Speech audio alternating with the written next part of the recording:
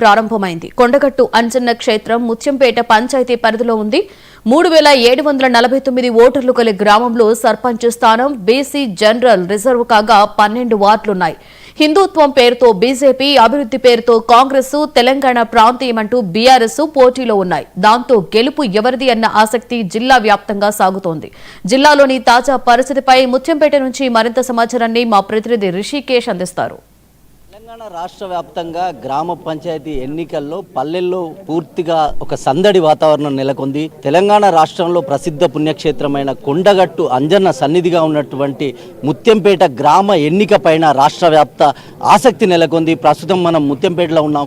ఇక ముత్యంపేట నుంచి సర్పంచ్గా పోటీ చేస్తున్న కాంగ్రెస్ బలపరుస్తున్న అభ్యర్థి ఆదిరెడ్డి మనతో ఉన్నారు. మాట్లాడే ప్రయత్నం చేద్దాం. ఏ అంశంతో మీరు ఎన్నికల్లో అంటే ఈ ముత్యంపేట గ్రామ ప్రజల్ని కోరబోతున్నారు? సార్, ఇప్పుడు ముత్తంపేట గ్రామంలో గ్రామ ప్రజలను ఆశించేది మనకు ప్రముఖ పుణ్యక్షేత్రం కొండగట్టు ఉంది. మరి వేలాది మంది లక్షలాది మంది భక్తులు వచ్చిపోతున్నారు. ఇక్కడ చిన్న జయంతి, పెద్ద జయంతి, పెద్ద కార్యక్రమం. ఇక్కడ రాష్ట్ర స్థాయిలో భక్తులు వస్తారు. మరి భక్తులకు నిత్య అవసరాలు కానీ అక్కడ శానిటేషన్ కానీ దానికి పూర్తి స్థాయిలో కృషి చేస్తాం.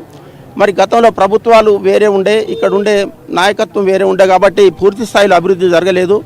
ఇప్పుడు మేము ముందు పూర్తి స్థాయిలో అభివృద్ధి కోసం ఈ ముత్తంపేట గ్రామాన్ని మరి రాష్ట్ర స్థాయిలో అభివృద్ధి పథంలో నిలపడానికి కోసం కృషి చేస్తాం సార్. అంటే గ్రామ పంచాయతీకి సంబంధించి కొండగట్టు అంజన్న సన్నిధి ఉంది. ఇక్కడ రాయల్టీ అంశం కావచ్చు, ఈ గ్రామానికి కనీసం బస్సు సౌకర్యం లేదు. ఇట్లాంటి అంశాలన్నీ కూడా చాలా కాలం నుంచి పెండింగ్ ఉన్నాయి కదా.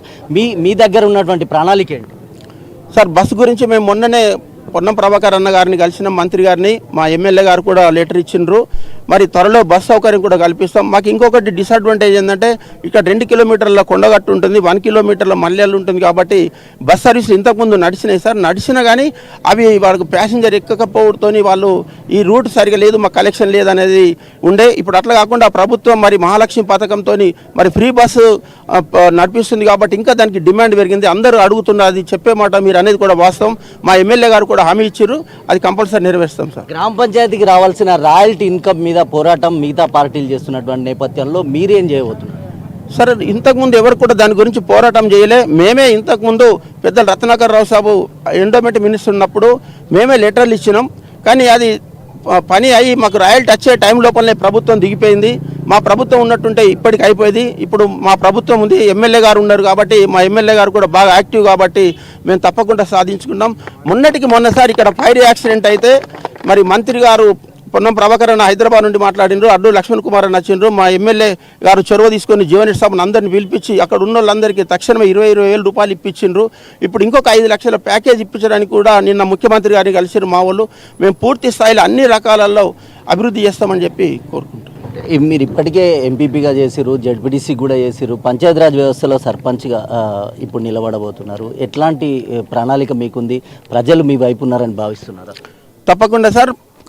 రేవంత్ రెడ్డి గారు నిర్వహిస్తున్నటువంటి సంక్షేమ కార్యక్రమాలు మరి ప్రజలకు ఇప్పుడిప్పుడు అందుతున్నాయి, ఇంకా కూడా అందేటి ఉన్నాయి.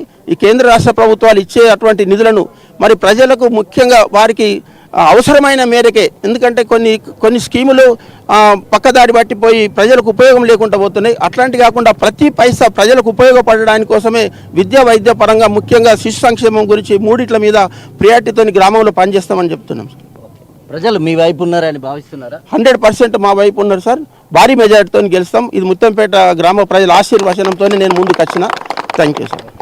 ఇది మొత్తంగా గ్రామ పంచాయతీగా ఉన్నటువంటి ముత్యంపేటకు కొండగట్టు అంజన్న సన్నిధి నుంచి రావాల్సిన రాయల్టీ ఇన్కమ్ పైనే ప్రధానంగా అన్ని పార్టీల పోరు కొనసాగుతుంది. కాంగ్రెస్ అభ్యర్థిగా తనను గెలిపిస్తే ఈ రాయల్టీయే కాకుండా బస్సు సౌకర్యం అనేక అంశాలపైన తాను పోరాటం చేస్తానని, నిధులు కూడా తీసుకొస్తానని, రేవంత్ రెడ్డి పాలన వల్ల తన గెలుపు ఖాయమని ధీమా వ్యక్తం చేస్తున్నారు ఆదిరెడ్డి. కెమెరా పర్సన్ అంజీతో రిషికేష్, 99 టీవీ, ముత్యంపేట నుంచి.